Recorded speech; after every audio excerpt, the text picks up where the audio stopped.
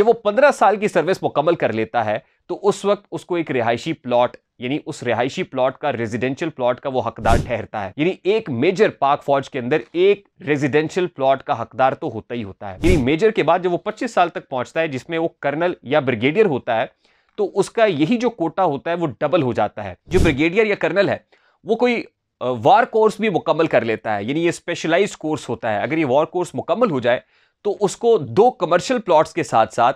एक रिहायशी प्लॉट भी मिल जाता है। अस्सलाम वालेकुम मेरे सादा से पाकिस्तानी, मेरा नाम रेहान तारिक है और आप मेरा यूट्यूब चैनल और फेसबुक पेज देख रहे हैं। पाक फौज में 5 लेफ्टिनेंट जनरल्स अपने ओहदे की मियाद मुकम्मल करके रिटायर हो गए हैं। इन 5 लेफ्टिनेंट जनरल्स के अंदर lieutenant general Mohammad Saeed, lieutenant general Mohammad Aamir, lieutenant general Ali Aamir Awan, lieutenant general Chiragh Haider और लेफ्टिनेंट जनरल खालिद जिया भी हैं। इनमें से बहुत सारे लेफ्टिनेंट जनरल्स ऐसे हैं जिनका नाम chief of the army staff के लिए भी आता रहा उस वक्त जिस वक्त जनरल आसिम मुनीर को chief of the army staff लगाया गया था। तो आई स्टिल रिमेंबर कि लेफ्टिनेंट जनरल मोहम्मद आमिर बड़े हॉट फेवरेट करार दिए जा रहे थे, इसलिए कि वो आसिफ अली जरदारी साहब के साथ काम भी करते रहे हैं। लेकिन अब ये 5 लेफ्टिनेंट जनरल्स अपने ओहदे की मियाद मुकम्मल करके रिटायर हो गए हैं। और उसके बाद हमारे एक दोस्त ने हमें यह बताया कि साबिक corps commander Gujranwala lieutenant general Mohammad Amir, क्योंकि GHQ के अंदर एडजुटेंट जनरल भी रहे हैं, तो एडजुटेंट जनरल जो होता है उसको एक इजाफी प्लॉट दिया जाता है। और जो एडजुटेंट जनरल होता है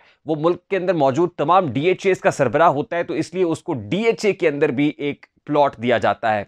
जब रिटायर्ड जर्नैलों की मराहत से मुतालिक तज़किरा छिड़ा तो फिर हमने ज़रा डिटेल में रिसर्च की कि ये जो मराहत दी जाती हैं हाजिर सर्विस और रिटायर्ड जर्नैलों को, इनका क्राइटेरिया क्या होता है और किसको कितनी मराहत दी जाती हैं। आपको याद होगा कि लेफ्टिनेंट जनरल आसिम मुनीर, आसिम सलीम बाजवा साहब, जो मुआविन खुसूसी भी रहे हैं इमरान खान साहब के, उनके जो टैक्स रिटर्न्स हैं और असासाजात की तफसीलात हैं जो वो पब्लिक हुई थी तो एक कोहराम मच गया था कि आसिम सलीम बाजवा की लाहौर, कराची, मुल्तान, इस्लामाबाद के अंदर जो DHAs के अंदर कमर्शियल और रिहायशी ज़मीनें हैं, उसके साथ साथ उनकी गाड़ियां, जिस मालियत की गाड़ी उन्होंने ख़रीदी और उसकी जो मार्केट वैल्यू थी उसके अंदर भी तजादात को देख के एक कोहराम सा बापा हो गया कि जो फौजी जर्नैल हैं उनको किस तरीके से और किस बुनियाद के ऊपर, किस क्राइटेरिया के तहत ये तमाम तर मराहत दी जाती हैं। तो हमने कुछ डिटेल्स आपके सामने रखने का फैसला किया।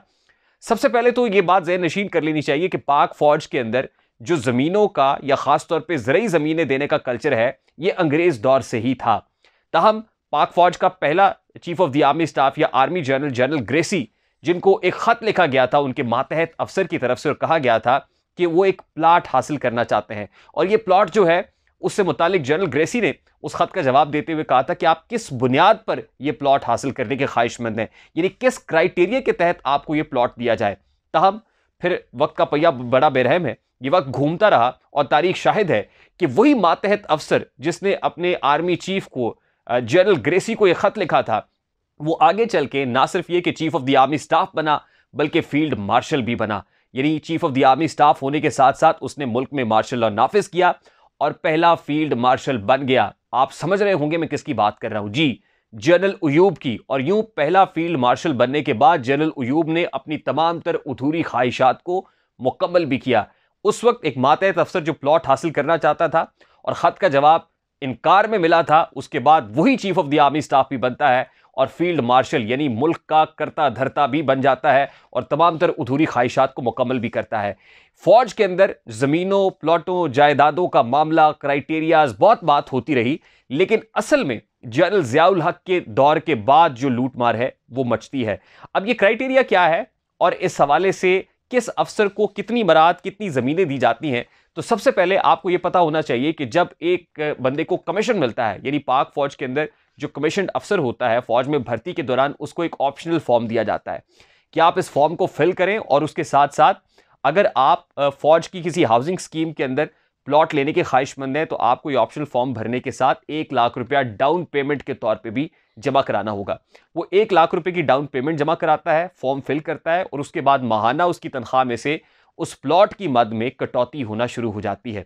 जब वो 15 साल की सर्विस मुकम्मल कर लेता है तो उस वक्त उसको एक रिहायशी प्लॉट यानी उस रिहायशी प्लॉट का रेजिडेंशियल प्लॉट का वो हकदार ठहरता है। अब 15 साल जब एक बंदा मुलाजमत कर लेता है, कमीशन्ड ऑफिसर मुलाजमत मुकम्मल कर लेता है, तो 15 साल बाद उसका रैंक मेजर का होता है। यानी एक मेजर पाक फौज के अंदर एक रेजिडेंशियल प्लॉट का हकदार तो होता ही होता है।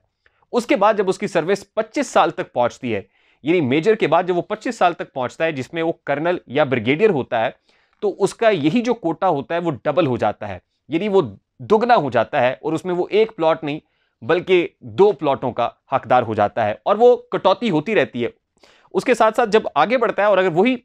जो ब्रिगेडियर या कर्नल है वो कोई वार कोर्स भी मुकम्मल कर लेता है, यानी ये स्पेशलाइज्ड कोर्स होता है, अगर ये वार कोर्स मुकम्मल हो जाए तो उसको 2 कमर्शियल प्लॉट्स के साथ साथ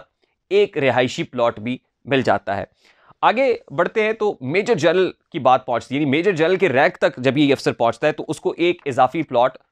और दे दिया जाता है। यानी जो प्लॉटों का सिलसिला है, ये मराद का सिलसिला है, ये वक्त के साथ साथ आपके रैंक वाइज होता है। जैसे जैसे आपका रैंक बढ़ता है वैसे वैसे आपकी मराद बढ़ती है। और इसी तरह अगर कोई 4 स्टार जनरल के ओहदे पर पहुंचता है तो और 4 स्टार जनरल के ओहदे पर पहुंचने के बाद रिटायर होता है तो उसको 3 सरकारी मुलाजिम दे दिए जाते हैं।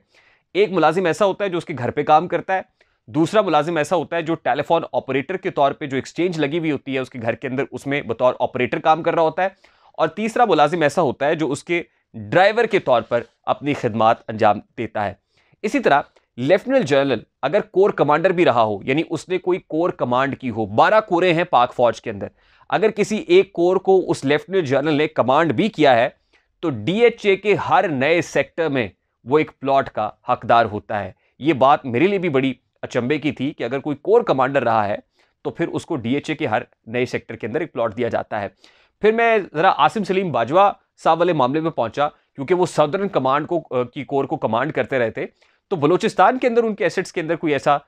भी प्लॉट मौजूद नहीं था। फिर मुझे किसी ने बताया कि असल में जो आपके डीएचएस के अंदर जो प्लॉट आपको मिलते हैं आप उसको पाकिस्तान के किसी भी शहर के साथ एक्सचेंज भी कर सकते हैं। ताहम जो अस्करी ज़राए है, आयशा सिद्दीका साहिबा जो डिफेंस एनालिस्ट हैं, वो ये कहती हैं कि डीएचएस के यानी किसी भी शहर में जो डीएचए मौजूद है, अगर आपको बलूचिस्तान के अंदर कोई प्लॉट मिला है तो आप उसको लाहौर के डीएचए के साथ एक्सचेंज भी कर सकते हैं। ताहम जो अस्करी ज़राए हैं वो इस खबर की तरदीद करते हैं कि ऐसी बात नहीं है, लेकिन एनालिस्ट ये कंफर्म करते हैं और आसिम सलीम बाजवा साहब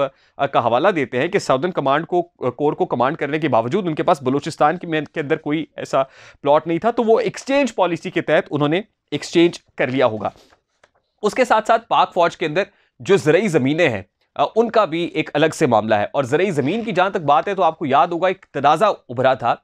और वो साबिक chief of the army staff general Raheel Sharif से मुताल्लिक था कि राहील शरीफ साहब को 90 एकड़ की ज़मीन दी गई, यानी सरहदी इलाके में मौजूद 90 एकड़ ज़मीन जनरल राहील शरीफ को 33 साला लीज पर फराहम की गई। तो इस पर भी लोग कानूनी जवाब ढूंढने की बात करते रहे कि किस अंदाज में और किस तरीके से राहील शरीफ साहब को, और इसको जस्टिफाई भी फिर किया जाता रहा, इसके ऊपर लंबे लंबे आर्टिकल्स भी छपते रहे। लेकिन यह भी पता होना चाहिए कि लेफ्टिनेंट कर्नल से जनरल तक के रैंक का जो पाक फौज का अफसर होता है उसको 2 मुरब्बा ज़रई ज़मीन फराहम कर दी जाती है और ये 2 मुरब्बे ज़रई ज़मीन 99 साल की लीज पर दी जाती है। यानी 99 साल की लीज पर कोई भी लेफ्टिनेंट कर्नल से लेकर जनरल तक के ओहदे का पाक फौज का अफसर जो है वो 2 मुरब्बा की ज़मीन हासिल कर लेता है। तो फिर आप अंदाज़ा कीजिए कि पाक फौज के रिटायर्ड और हाजिर सर्विस अफसरान के पास मुल्क की कितनी रिहायशी, कमर्शियल और एग्रीकल्चरल लैंड्स मौजूद हैं। तो बहुत सारे लोग ऐसे जो बहुत नुक्ताचीनी भी करते हैं उनको ये जस्टिफिकेशन भी दी जाती है कि असल में ये कमीशन ऑफ ऑफिसर्स इसलिए इसके हकदार ठहरते हैं कि उनको एक फॉर्म मिलता है, उसमें वो पैसे देते रहते हैं, उनकी तनख्वाहों से कटौतियां होती हैं और उसके बाद उनको और फिर रैंक वाइज ये सब मामला बढ़ते चले जाते हैं। हमारी तो ख्वाहिश है कि जो जितने भी इदारे हैं उनमें कोई ऐसी पॉलिसी होनी चाहिए कि आपको वहाँ पर अपॉइंटमेंट के वक्त एक फॉर्म मिले, आप उस फॉर्म को भरें, उसमें चंद नॉमिनल सी पैसे जमा कराएं और उसके बाद जनाब आपको प्लॉट्स मिल जाए और ऐसी ल्यूक्रेटिव किस्म की जगहों पर मिले जो डीएचएज हैं। जाहिर है ज़िंदगी गुजारने के लिए जो पुरतायुश जगह हैं पाकिस्तान के अंदर वो डीएचएज ही हैं, जहाँ पर ना बिजली जाती है, ना पानी का मसला है, ना ही वहाँ पर गैस का कोई प्रॉब्लम है और 24 घंटे आपको इलेक्ट्रिसिटी भी मिलती है और फिर सिक्योरिटी के इशूज़ भी कोई नहीं है। आपको याद होगा मेजर गौरव आर्या जो भारत का एक रिटायर्ड फौजी अफसर है जो पाकिस्तान की फौज के ऊपर बहुत हर्जा सराई करता है, उसने एक वीडियो की थी और उसमें चंद सवालात उठाए थे और उसका हमने मुंह तोड़ जवाब भी दिया था। ये तमाम तो डिटेल्स आपके सामने रखने का मकसद सिर्फ और सिर्फ इतना है कि हम आपको ये बता सकें कि पाक फौज के अंदर मुख्तलिफ रैंक के ऑफिसर्स को किस क्राइटेरिया के तहत कितनी ज़मीनें दी जाती हैं। इसका कतन मकसद को कंट्रोवर्सी क्रिएट करना नहीं है। और मैं आपको बता रहा हूं कि गौरव आर्या ने जो सवाल उठाया था कि आपका कौन सा आर्मी चीफ पाकिस्तान में किस जगह पर मौजूद है, तो फिर हमने जवाब में बताया था कि वो किस जगह पर मौजूद है और उस कंट्रोवर्सी की, उस कॉन्स्पिरेसी की बहुत बड़ी वजह पाक फौज के तशख़्ख़ुस को मजरू करना था। तो हम कतन इस बात की इजाज़त नहीं देते कि फ़ौज के तशख़्ख़ुस को मजरू किया जाए, क्योंकि ये कंट्रोवर्सी बनती रही है, इस पर सवाल होता रहा है, इसलिए हमने तमाम तर क्राइटेरिया और डिटेल्स आपके सामने रखी हैं। अगर आपको ये वीडियो पसंद आए तो इसको लाइक और शेयर करना मत भूलिएगा, और अगर आप हमारे चैनल पर नए हैं तो इसको सब्सक्राइब भी कर लीजिए और बेल आइकन प्रेस करेंगे तो आपको नोटिफिकेशन मिलता रहेगा। मुझे रेहान तारिक को इजाज़त दीजिए, अपना बहुत सारा ख्याल रखिएगा। अस्सलाम वालेकुम।